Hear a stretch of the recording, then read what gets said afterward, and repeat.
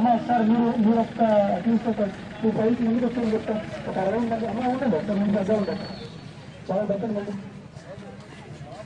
ఒక 6 అటో ముగ్గురు ఇటో ముగ్గురు ఉన్నామమ్మా. మీ వెనకాల ఇంటర్మీడియట్ పిల్లలు జాయిన్ అవుతారు. అమ్మ ఇంటర్మీడియట్ పిల్లలకి మీరు అటో ఇటో ఉన్నామా?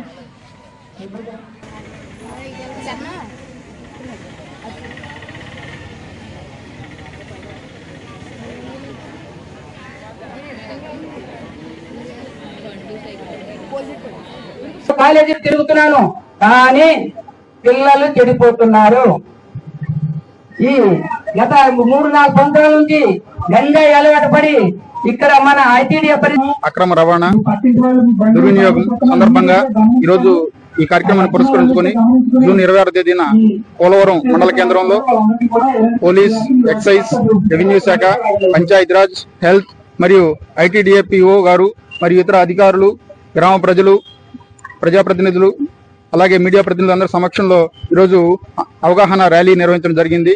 ఈ కార్యక్రమం ముఖ్య ఉద్దేశము మన గ్రామం నుంచి, మన మండలం నుంచి, మన రాష్ట్రం నుంచి పూర్తిగా మత్తు పదార్థాలని తరిమి కొట్టాలనేటటువంటి ఒక సంకల్పంతో ఈ కార్యక్రమాన్ని నిర్వహించడం జరుగుతుంది. మన భారత ప్రభుత్వం నషాముక్త భారత్ కార్యక్రమాన్ని 2020లో తీసుకొచ్చింది.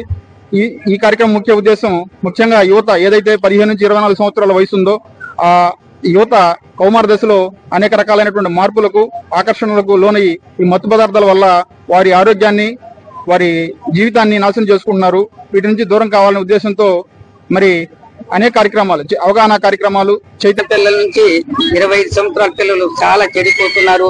స్కూల్ నుంచే చెడిపోతున్నారు.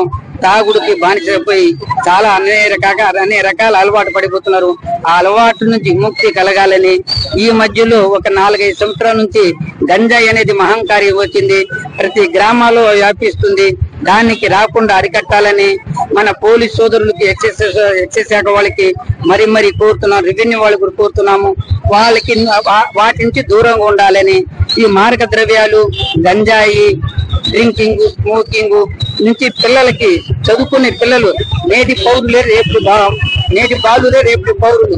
వాళ్ళని తీర్చిదిద్దాలంటే టీచర్ చేతిలో ఉంది. వాళ్ళ క్రమశిక్షణలో ఉంటే పిల్లలు ఏ అలవాటు ఉండరు. క్రమశిక్షణ దాటిపోతే అన్ని అలవాటు పడతారని, కాబట్టి క్రమశిక్షణలో ఉండాలని, పిల్లలు బాగా చదువుకొని పై స్టేజ్కి రావాలి.